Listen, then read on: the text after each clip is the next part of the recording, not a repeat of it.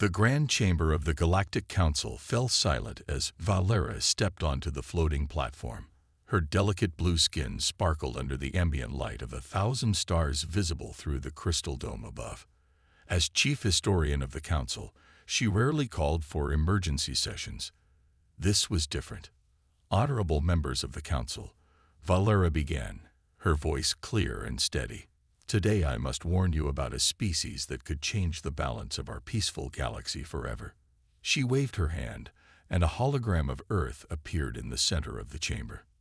The council members stirred in their seats. Some leaned forward, their multiple eyes blinking with curiosity. Others whispered to their neighbors, wondering why such a small blue planet warranted their attention. This is Earth, Valera continued, zooming in on the planet. Home to a species called humans. They have not yet joined our galactic community, but they are advancing faster than any civilization we have ever studied. She displayed a timeline of human history. Most species take 50,000 years to move from simple tools to space travel. Humans did it in less than 10,000 years. Murmurs of disbelief echoed through the chamber. But that is not what concerns me most, Valera said, her expression growing serious. What makes humans unique is their response to nearly dying out. The hologram showed various disasters, ice ages, plagues, wars. Every time humans faced extinction, they didn't just survive. They became stronger. When disease threatened them, they created medicine. When nature challenged them, they built machines to control their environment. When they fought among themselves, they developed weapons that could destroy their entire planet. An elder council member raised one of his tentacles. Are you suggesting this primitive species is dangerous? They haven't even colonized their own solar system yet. Valera nodded. That's exactly why we must act now. Humans are the only known species to weaponize their discoveries before finding peaceful uses for them. They split the atom to make bombs before using it for power. They developed computers for military purposes before using them to connect their world. The hologram changed to show human entertainment, movies and books about alien invasions, space wars, and first contact scenarios. For centuries, they have been preparing for meeting alien life, not through actual experience, but through imagination. They have thought of countless ways they might need to defend themselves against us. The Krex Empire's representative, a tall, reptilian being, laughed. This is absurd. They dream up stories like children. Our empire has conquered systems far more advanced. Valera turned to face him directly. That is precisely my point. Every other species we've encountered followed a predictable path of development. Humans are different. They don't think like us. They don't act like us. And most importantly, they don't learn like us. She showed footage of human sports, competitions, and games. They constantly challenge themselves, even when there is no need. They climb mountains simply because they exist. They dive into deep oceans just to see what's there. They send robots to other planets before they can even reach them themselves. I propose we establish a containment zone around their solar system, Valera concluded, not to protect us from them, but to protect them from those who might underestimate them. If any spacefaring civilization attacks Earth, thinking humans will be easy prey, the consequences could be devastating for both sides. The council chamber erupted in debate. Many supported Valera's warning, but others, particularly the Krex Empire's representatives, saw it as an overreaction. As Valera stepped down from the platform, she watched the Krex delegation leave the chamber early, their expressions dismissive. She knew that look. She had seen it many times in her studies of history. The look of those who thought they knew better, who believed their advanced technology made them invincible. She could only hope the council would act quickly, because if they didn't, someone would eventually ignore her warning. And then they would all learn why humans had survived everything their harsh world had thrown at them. General Sixtel stood proudly on the bridge of his command ship, watching as his fleet of 300 warships emerged from hyperspace near Earth's orbit. His scaled skin gleamed under the soft purple lights of the bridge, and his troops stood at attention, ready for what they believed would be an easy victory. "Launch the standard intimidation formation," he ordered, expecting to see panic spread across the primitive planet below. The Krax Empire had used this tactic successfully hundreds of times before. Show overwhelming force, demand surrender, and avoid messy battles. But something was different this time. His sensor officer, a younger Krax named Vex, looked confused as she studied her screens. "Sir," Vex called out, her voice uncertain, "there are thousands of objects in orbit around Earth." Zixtal walked to her station, his claws clicking against the metal floor. The screen showed a complex network of satellites and space stations surrounding the planet.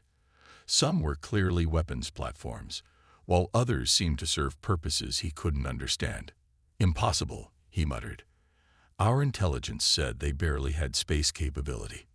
"Sir," another officer shouted, "we're receiving a transmission from Earth.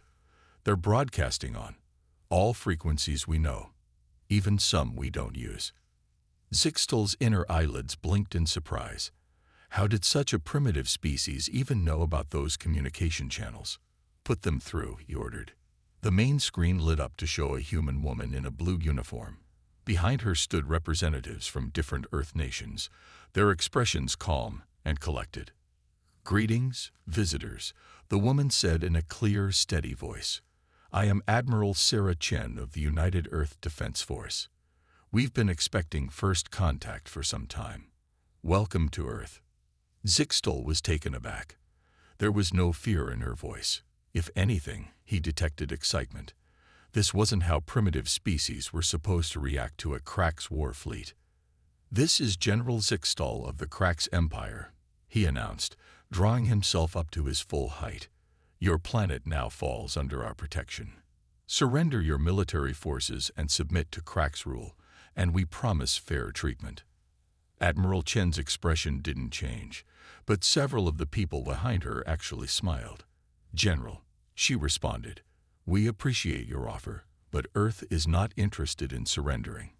However, we would be happy to discuss peaceful diplomatic relations." Zixtal's officers exchanged worried glances. This wasn't following the usual script at all. "Perhaps you don't understand your situation," Zixtal said, letting irritation creep into his voice. "We have 300 of our most powerful warships aimed at your planet. Your technology is centuries behind ours." "We understand completely, General," Chen replied. "And we're fascinated by your ships. Our scientists are particularly interested in studying your propulsion systems, but perhaps you'd like to review our own capabilities before making any hasty decisions." Suddenly, Vex's console lit up with warnings. Hundreds of small craft were launching from Earth's surface and orbital stations, but instead of attacking, they simply took up defensive positions. "Sir," Vex reported, her voice shaking slightly, "we're detecting some very unusual energy readings from their vessels. Some of them are using technology we've never seen before." Zixtal felt the first stirring of doubt in his stomach. He remembered Valura's warning about humans being unpredictable, but he had dismissed it. Now, looking at Admiral Chen's confident smile, he wondered if he had made a terrible mistake. "We will give you 24 Earth hours to reconsider your position," he said finally, trying to maintain his authority. "We look forward to your next communication, General," Chen responded pleasantly. "In the meantime, please be aware that any hostile action will be met with immediate response. Also, our scientists have prepared a welcome package containing Earth's cultural database. We thought you might enjoy learning about us while you consider your options." As the transmission ended, Zixtal stared at the strange fleet arrangements around Earth. For the first time in his military career, he wasn't sure what to do next. These humans weren't acting scared or primitive at all. They were acting like they had been preparing for this moment their entire lives. General Zixtal's patience ran out after exactly 23 Earth hours. His pride couldn't handle another hour of watching the humans study his fleet with their primitive sensors. "Begin the attack," he ordered, his claws digging into his command chair. "Show these humans what real power looks like." The Krax fleet moved into their famous Ring of Death formation, a battle strategy that had brought hundreds of worlds to their knees. Energy weapons charge, creating a beautiful but deadly purple glow around each warship. But the humans didn't panic. Instead, their smaller ships scattered in what looked like complete chaos. Zixtal smiled, thinking they were running away. He was wrong. "Sir," Vex screamed from her station. "Their movements, they're not random. They're—" Before she could finish, 30 crack ships exploded simultaneously. The human vessels had somehow predicted exactly where the blind spots in crack shields would be. "Impossible," Zixtal roared. "How did they know about our shield configurations?" "Sir, they're broadcasting on all frequencies again," his communication officer reported. "But it's just human music." Through the ship's speakers came the thundering sound of something humans called classical music. The Battle of the 1812 Overture played across space as human ships danced between Crack's vessels, their seemingly chaotic movements perfectly timed to the music's rhythm. "They're treating this like some kind of performance," Zixtal snarled. "Launch our fighter squadrons. Let's see them dance through that." 5,000 Crack's fighters poured out of the larger ships. They were the pride of the Empire's fleet, controlled by the most advanced AI in known space. No organic pilot could match their precision. Admiral Chen's voice came over the command channel, still frustratingly calm. "General, you really should have read our welcome package. Humans have been practicing for this exact scenario for over a century." Suddenly, the human ships released what looked like small metal balls into space. The Crack's fighters' AI targeted them automatically, expecting explosions. Instead, the balls split open, releasing millions of tiny mirrors. "Our targeting systems are blind," a fighter commander reported in panic. "The reflections, the AI can't distinguish real targets." But the human pilots could. They flew through the chaos of reflected signals and scattered debris like they had trained for it their whole lives. Which, Zixtal realized with growing horror, they actually had. "Our ships are reporting multiple hull breaches," Vex announced, her scales pale with fear. "The humans, they're using our own formations against us. Every time we try to regroup, they're already where we plan to go." "That's impossible," Zixtal whispered. "Unless—" His eyes widened as understanding hit him. "They'd been watching old footage of our battles. They studied us before we even met them." On his main screen, he watched in disbelief as human ships, far smaller than his own, executed perfect attack runs. They had turned their technological disadvantage into a strength. Their primitive weapons couldn't be hacked like advanced crack systems. Their simple battle computers couldn't be confused by Crack's countermeasures. "Sir," his second-in-command suggested quietly, "perhaps we should consider a tactical retreat. We've lost 60 ships already, and we still haven't managed to get past their orbital defenses." Before Zixtal could respond, Admiral Chen's face appeared on his screen again. Behind her, humans were clearly celebrating their first victories, but she remained professional. "General," she said, "we can continue this battle if you insist. But you should know that everything you've seen so far came from our old science fiction movies. We have plenty more ideas we'd love to try out. Or we could talk about that peaceful diplomatic solution I mentioned earlier." Zixtal stared at his tactical display, watching as more of his ships reported critical damage. In just 3 hours, these primitive humans had broken battle strategies that the Cracks had perfected over thousands of years. For the first time in his life, he understood true fear. The humans weren't just fighting back. They were learning, adapting, and actually enjoying the challenge. And they were just getting started. Deep inside the Crack's command ship, General Zixtal watched the battle recordings for the 100th time. 7 days had passed since their first attack, and things were getting worse, not better. His claws nervously tapped on the metal table as he addressed his war council. "Look at this," he said, pointing to a hologram showing the remains of a crashed Cracks fighter. 3 days ago, the humans could barely damage our shields. Now they're cutting through them like they're not even there." Commander Rixus, his head of research, nodded grimly. The humans, they learn too fast, sir. When one of our ships crashes, they don't just celebrate. They swarm it with scientists. Within hours, they understand our technology and find ways to beat it. Show them the new footage, Zixtal ordered. A new hologram appeared, showing a recent battle. A human ship, clearly built from salvaged Krax technology, mixed with their own designs, was doing things that should have been impossible. It moved like a human vessel but hit as hard as a Krax warship. They're not just copying our technology, Rixus explained, his voice shaking. They're improving it, making it work in ways we never thought of.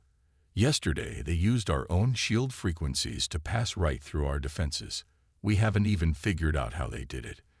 The room fell silent as another report came in. Vex, now promoted after many officers had been lost, read it with wide eyes. Sir, we just lost contact with Attack Group 7, she reported. The humans, they somehow turned our own automated defense systems against us. 30 ships, gone in minutes. Zixtal slammed his fist on the table. How? Our AI systems are completely secure. No primitive race could possibly hack them. That's just it, sir, Rixus said quietly. They didn't hack them. They tricked them. Used old human technology that our systems didn't recognize as a threat. By the time our eye realized what was happening, it was too late. On the main screen, they watched as another human fleet approached. Each day, the human ships looked different. They were evolving their tactics and technology faster than the Krax could adapt their defenses. Look at their flight patterns, one officer noted. When we counter one strategy, they immediately switch to 2 new ones. It's like they're not afraid to fail. Because they're not, Zixtal realized. Every failed attack teaches them something new. They're treating this war like some kind of experiment. The room's mood grew darker as they watched recordings from Earth's broadcasts. Humans weren't cowering in fear. Their news channels excitedly reported each new discovery made from studying Krax technology. Their scientists worked around the clock, combining Earth's primitive technology with advanced Krax systems in ways that made no sense but somehow worked perfectly. Sir, Vex said hesitantly, there's something else. Our spies report the humans are sharing all their discoveries globally. Every victory, every failure, every new idea. It all goes into something they call the Internet for everyone to see and improve upon. Zixtal felt a chill run down his spine. In the Krax Empire, knowledge was carefully controlled. But humans freely shared everything they learned, allowing them to advance at an unprecedented rate. We have to call for reinforcements, he finally decided. Not just ships. We need our best scientists, our most advanced weapons. Everything we have. His officers stared at him in shock. In all of Krax history, no commander had ever needed reinforcements for a simple planetary conquest. The council historian was right, Zixtal admitted. We're not fighting a primitive species. We're fighting an entire planet of people who have spent generations imagining this exact scenario. And they're not just fighting us. They're learning from us. As if to emphasize his point, alarms began blaring throughout the ship. On the tactical display, a new type of human vessel appeared, using a combination of technologies that should have been incompatible.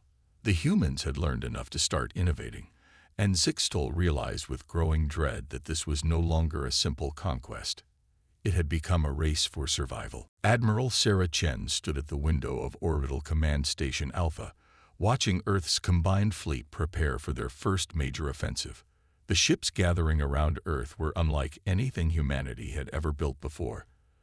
A perfect blend of human ingenuity and reversed-engineered Krax technology.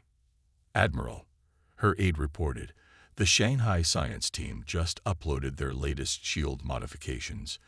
Beijing and Moscow have confirmed it works even better than expected. Chen smiled as she watched the new defensive systems shimmer across Earth's ships. In just 3 weeks, humanity had learned more about space technology than they had in the last 50 years. What about Project Mirror? She asked. Complete success, ma'am. The cracks still haven't figured out how we're using their own targeting systems against them. They're so dependent on their AI that they can't handle our low-tech solutions. On her command screen, Chen watched as the last pieces of their plan fell into place. The Cracks fleet had pulled back to regroup after their latest defeat, giving Earth precious time to prepare. They had no idea what was coming. "Launch Operation Trojan Horse," Chen ordered. Across Earth's orbit, hundreds of what appeared to be disabled Cracks fighters drifted in space. The Cracks had abandoned them after human hackers corrupted their AI systems, but they weren't really disabled. They were waiting. "Signal received, Admiral," her tactical officer announced. "All sleeper units are activating." The abandoned fighters suddenly came to life, but now they were controlled by human pilots using simple radio controls. Technology so basic that Cracks security systems didn't even recognize it as a threat. On the main screen, Chen watched as General Zixtal's fleet approached Earth once again. This time, he had brought reinforcements, another 500 ships from the Cracks Empire's central fleet. "Let's show them what we've learned," Chen said calmly. "Begin Phase 1. The battle that followed would be remembered in both human and Cracks history books forever." As Zixtal's fleet advanced in their traditional attack formation, the reactivated fighters struck from behind. At the same time, Earth's new hybrid ships launched their attack. "Mom," her sensor officer called out excitedly. "The Cracks shields are failing exactly where we predicted. Their AI can't adapt to our random attack patterns." Chen watched as human pilots, flying ships built from Earth steel and Cracks technology, demonstrated why humanity had survived countless wars. They were unpredictable, creative, and absolutely fearless. "Their main communication network is down," another officer reported. "Our virus worked. Their ships can't coordinate with each other." The virus was perhaps humanity's greatest achievement in the war. Earth's computer scientists had discovered that Cracks systems were too advanced for their own good. By sending them simple commands that made no logical sense, they could crash entire networks. "Launch Phase 2, Chen ordered. Across the battlefield, human ships began broadcasting old radio signals, everything from military communications to pop music. The complex Cracks sensors, designed to detect advanced energy weapons, were overwhelmed by the flood of simple electromagnetic waves. In the chaos that followed, Earth's fleet struck hard. Ships that the Cracks had dismissed as primitive now carried weapons reverse-engineered from their own technology. But unlike Cracks weapons, these couldn't be hacked or jammed. "General Zixtal is requesting emergency communication," her aide announced. Chen nodded, and the Cracks general's face appeared on her screen. He looked shocked, his scales pale with stress. "How?" he demanded. "How did you advance so quickly?" "Simple, General," Chen replied. "You gave us the greatest gift any human could ask for. A challenge. We've spent our entire history preparing for threats we could only imagine.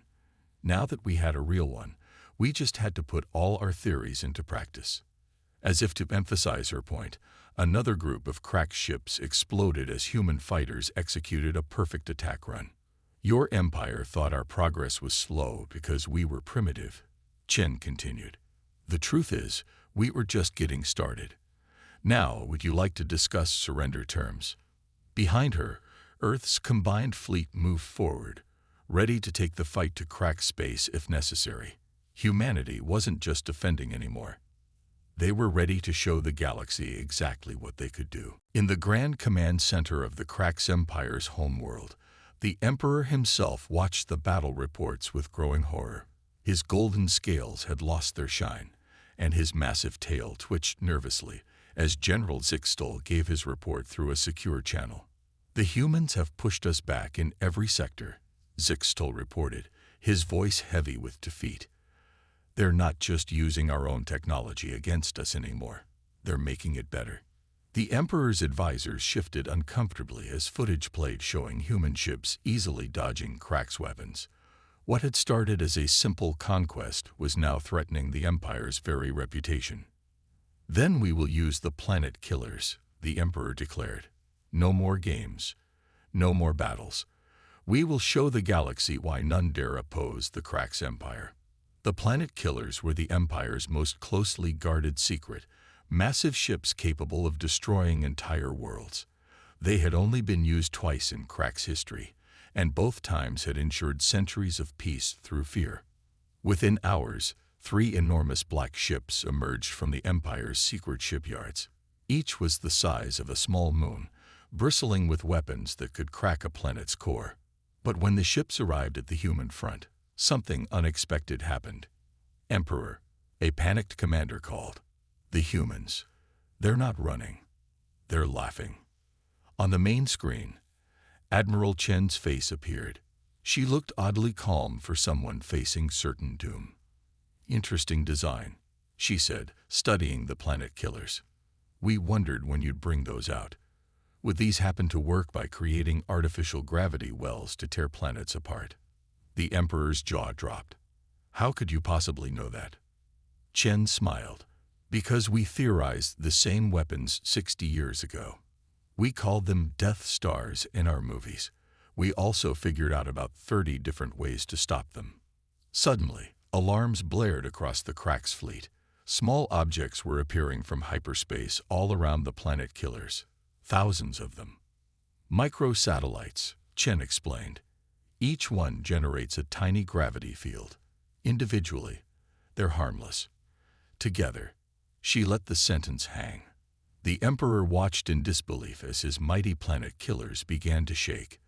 The human satellites had created a complex web of gravity fields that was tearing the massive ships apart from the inside. "Impossible," the Emperor roared. "You couldn't have prepared defenses against weapons you didn't know existed."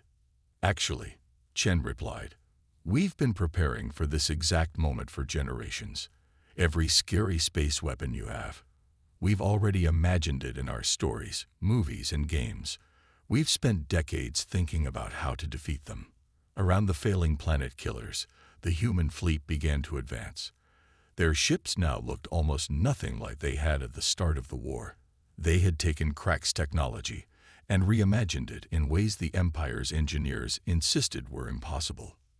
"Your Majesty," one of his advisors whispered, "the Galactic Council is requesting an emergency session. The historian Valera, she's asking them to intervene."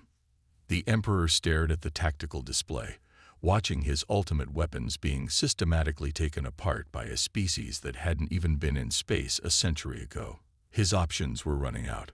"Perhaps," Chen suggested, her voice still diplomatic, "it's time to consider a different approach. We don't actually want to destroy the Crax Empire. We just want you to understand that humanity won't be conquered." As if to prove her point, one of the Planet Killers exploded spectacularly, taken down by weapons that the humans had designed and built in just weeks. The Emperor looked at his advisors, then back at Chen's calm face on the screen. In all of Crax history, no Emperor had ever negotiated with a lesser species. But then again, no species had ever destroyed a Planet Killer before.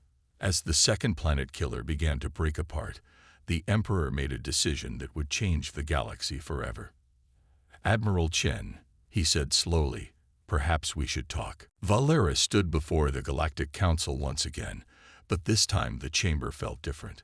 Representatives from Earth sat among the council members, their presence changing centuries of tradition.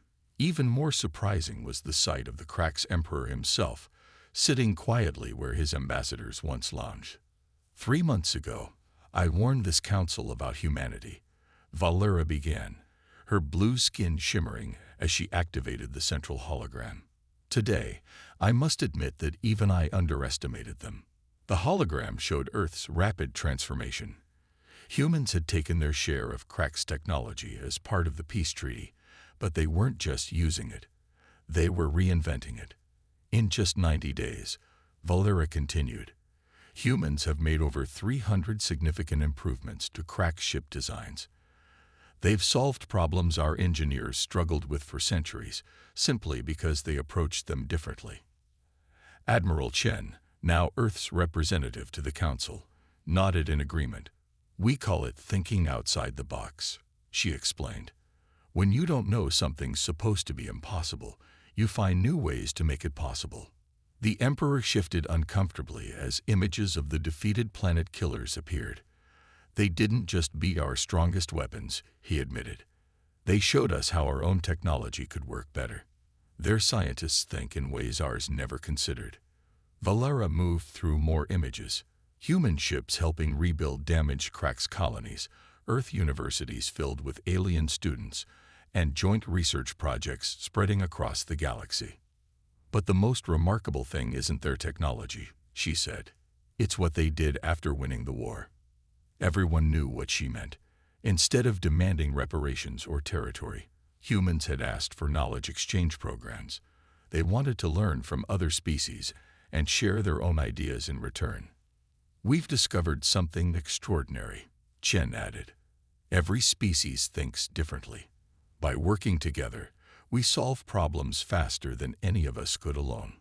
The hologram showed the latest example, a human child playing with a young Cracks, teaching them a game humans called chess. Next to them, their parents, who had been enemies just months ago, were discussing ways to improve space travel. The humans have a saying, Valera continued. A rising tide lifts all boats. Their victory over the Cracks Empire didn't create a new threat to the galaxy. Instead, it showed us a new way forward. The Emperor stood, his golden scales now bright again. Our empire spent thousands of years believing that power came from forcing others to follow our way, he said. Humans taught us that real power comes from learning from each other. The council chamber filled with approving murmurs as more images appeared. Human medical techniques saving lives across the galaxy, Earth's simple solutions solving complex problems, and new technologies born from combining different species' ideas. My original warning was wrong, Valera admitted. I said humans were dangerous because they were unpredictable. Now I understand that they're valuable for exactly the same reason. They show us new possibilities. Admiral Chen smiled. We have another saying on Earth. The best way to predict the future is to create it. We're not interested in conquering the galaxy. We want to help make it better. The Council's leader stood to make the final announcement. The containment zone around Earth is officially lifted, he declared. Furthermore, we're establishing new protocols for first contact with emerging civilizations. No more intimidation. No more demands for submission. The humans have shown us a better way. As the session ended, Valera watched the human and Cracks representatives leave together, discussing plans for their next joint project. She couldn't help but smile at the irony. She had warned the Council that humans would change the galaxy forever. She had been right about that, just not in the way anyone had expected. They hadn't changed it through force or fear, but through something much more powerful. The simple human drive to learn, adapt, and grow, while bringing everyone else along with them. The galaxy would never be the same. And that was exactly what everyone needed.